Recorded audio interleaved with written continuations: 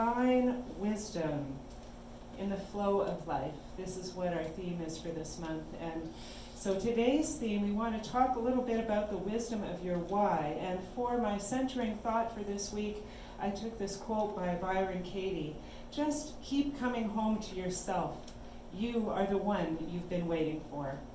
Just this way a little bit. This way. Sorry. I forgot.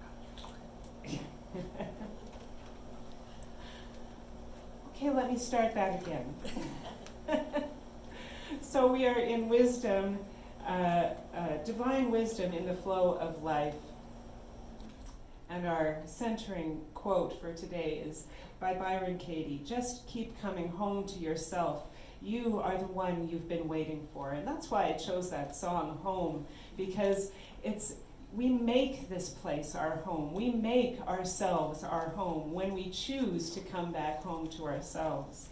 So in our first week of this month, we talked about aligning with the divine wisdom. That was Derek that talked about that with you. And then last week I spoke about the wisdom to let go and rise as we moved through the idea of the crucifixion and then the resurrection, and how that happens in so many different ways and so many different religious thinking and spiritual thought.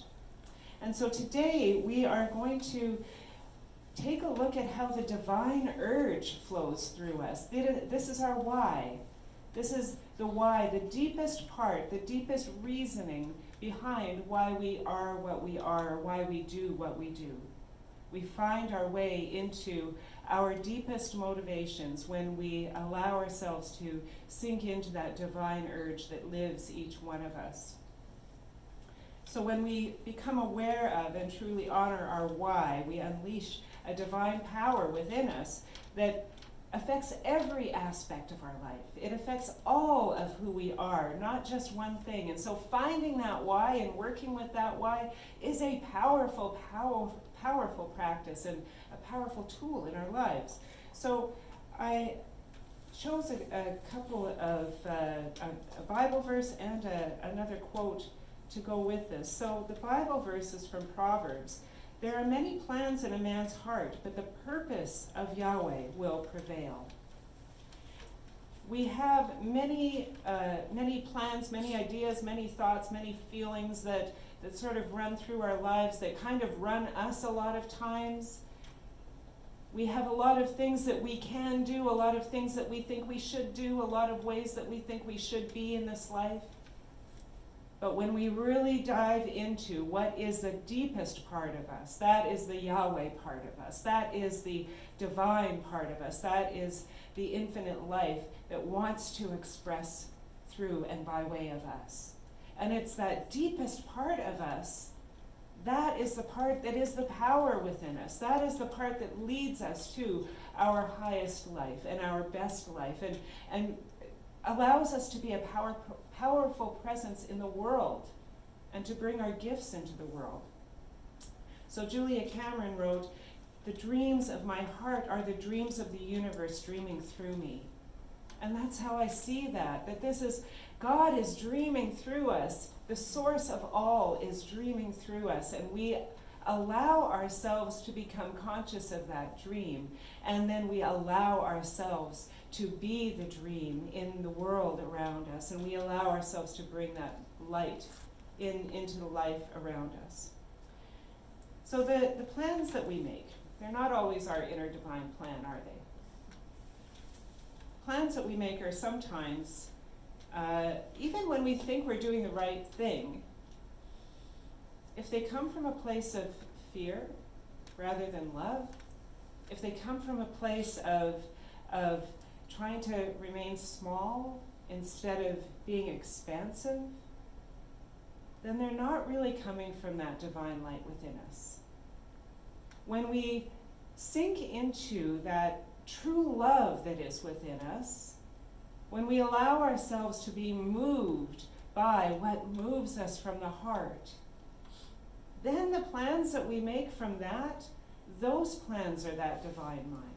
That's how we know whether we are in our divine selves or whether we are shrinking ourselves into our only humanness. We are both, we are both human and divine. We are always both, and we are always expressing as both, but we always have the choice. We always have the choice as to how we move ourselves. And when we allow ourselves to be continually moved by just simply the only humanness of us, the more fear-based part of us, the more ego-based part of us, then we lose our way. And then we're not following that purpose of Yahweh within us. Know thyself is, I had that on the slides from last month. Know thyself. This is such a powerful thing for us to know how we are moved, how we are finding that depth of God within us. And sometimes when we just simply are quiet and hear our inner voice, when we are simply still and allow the life of God to move us, then we find out so much greater depth within us than we would have known if we just sort of meandered through our lives. But we have to stop and we have to listen and we have to hear ourselves and know ourselves. Barry Heerman, in a book called Noble Purpose, which I've taught a lot of life purpose work in the last 10 years, Barry Heerman wrote this beautiful book called Noble Purpose. And what he says in that is that we all have an essential self. This is the core of us. This is our divine self. But because we are living a life in our society, in our humanity, in all of the experiences that happen to us, we cover over that. We sort of armor over that so that we won't be hurt. Because we have all of those little hurts that happen over our lifetime, and that touches at our essential core, and that hurts us and harms us. And so we want to cover over that to try and protect it, but when we cover over it to protect it, we can't really live from the essence of who we are. And sometimes when a person goes through a catastrophic life experience, like I talked about last week, a catastrophic failure of your reality, when we come to that place, it breaks down that outer shell that we have created for ourselves. It breaks down that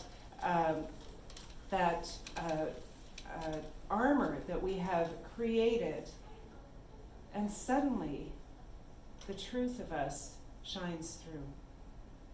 And we have a new opportunity to come home to ourselves. We have a new opportunity to find out who we really are. And sometimes that means we have to release a lot of the structures of our lives around us that we have built up, a lot of those things that we think are keeping us safe and protected, and come back to the essence of who we are.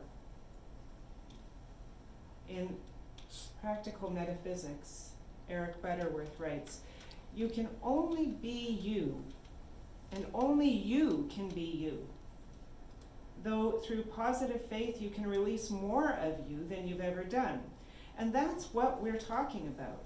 Not being somebody else, not taking on the potentialities that other people express, but knowing your own potentialities and releasing them and fulfilling them, releasing your own imprisoned splendor. How beautiful is this? This is what we mean when we say we dive into our why. Our why is that imprisoned splendor. Our why is the deepest part of us that allows us to express the light of who we are. So that divine urge is wishing to express through you, whatever your deepest why is. Now, maybe I should explain a little bit about what why means. Why comes from the book Start With Why by Simon Sinek, Sinek. And he talks to businesses about finding their purpose in a deeper way, because he said people don't buy products, they buy your why. People don't simply have loyalty for companies that they just sell a product. They have loyalty to companies that sell a whole belief system. And he gives an example of Apple computers. And he said that there was, back when they first started, they came out as against the establishment. They came out as, we are letting go of the establishment, we are showing a new way, and we are rising up in a new way and not pandering to the establishment. Now the establishment at the time was IBM, and IBM had a huge corner on the market. But when Apple started selling their computers, they didn't just say, we have great computers, buy them. That's sort of what IBM was saying. We have great computers, they're reliable, buy them. What Apple said is, we want to change the world. We know that you are a creative element and you want to change the world too. And you know what? We have this great computer that's a great tool to help you change the world. So how does that sound different than we've got a great computer, buy it? This is what I mean by why. There is a deeper purpose within each one of us. Now, we're not all here corporations, I'm assuming. We are probably just, individuals living our individual lives, and we're maybe not trying to sell computers or anything like that out in the world. However, what we are doing is drawing to us all of the good that is ours to have, all of the good that is ours to be, and giving all of the good that is ours to give in the world. And when we want to do that in a grander, more expansive way, we do that by connecting with the deepest truth of who we are. Apple computers, their truth was, we are here to upset the apple cart. We are here to upset the establishment. And because they knew who they were, and they dove into that, and they expressed that, that is what they drew to them. All the cultural creatives in the world were drawn to that message. And so when we are in our own lives and we want to draw to us all the good that is ours, we need to be expressing ourselves from that place of who we are at our depth, our essential self. That's where our power is, because that's our God self. That's where our power is. Now, your why doesn't always have to be a grand and glorious thing. I mean, it could be painting the Sistine Chapel, or it could be shining shoes. Barry Hierman in Noble Purpose says, noble purpose often arises out of the simple and ordinary that happens to be terribly important to you, that is fundamentally a quest of the heart. He tells a story of a shoe shine person in Hong Kong, just in Hong Kong airport that he had met. And this man was just so joyful and so focused and intent upon doing a really great job on every shoe that came before him. And he was asked, so what is it about shining shoes that you love so much? And it wasn't the shoes. What it was, for every shoe I shine, my kid gets to go to college. That was his why. That was his purpose. It was a heart purpose. And notice that what he was bringing to the world wasn't just shiny shoes. He was bringing joy. People would come to him for miles around. They would go out of their way to go get their shoes shined by him, because he was such a joyful presence in the world and was bringing so much love to what he did. He also brought hope to his family, to his children, that they would be able to go to college. And he brought hope and expansion to the world, because he was giving an opportunity for greater education to a person who was going to take that and use that in the world, bring their why out into the world in a greater way. So do you see this one small act of shining shoes, when it is infused with your why, becomes a powerful act for change in your own life and in the world.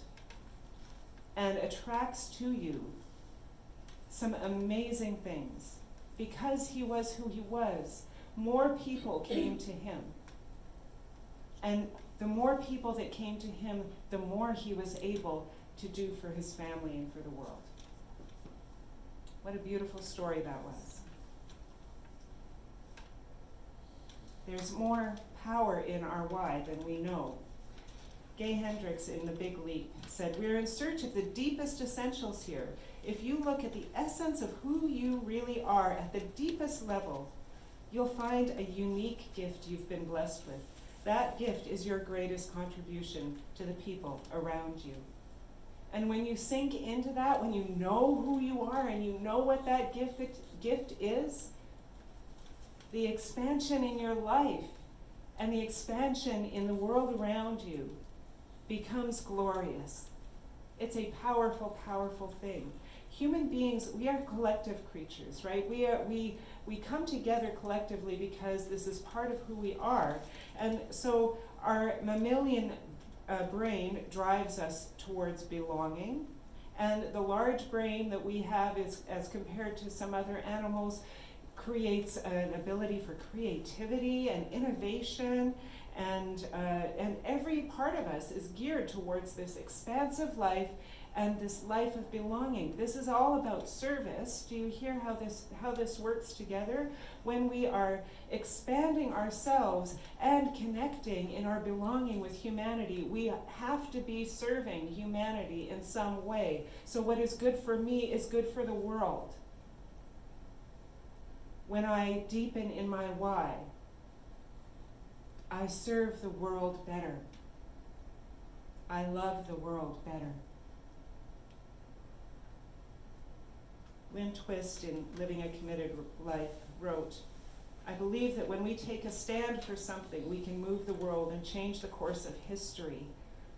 Taking a stand comes from the deepest part of you, the very heart of who you are. Living your stand gives you clarity and power, as well as the capacity to engage people and institutions to literally move the earth. A stand is something that is uplifting and enhances life. It's usually for something rather than against something. That is what we want to do. We want to focus on what are we for? What is our why? What do we give to this world? What do we give to the people around us? What do we give in love to our families and our friends and our community?" So I want to leave you with one last quote. This is from Ernest Holmes. He writes, "The life of God within me radiates and shines forth from me in a constant stream of light to all. The one life flowing through me is life to all who come near." This is the power of who we really are, of the why that is within us. And when we sink into this, we get to radiate that one life out into the world. So join with me, if you choose, in an affirmation. I am a radiant expression of divine light. I heed the powerful inner call of my why, and I shine. And so it is. Amen.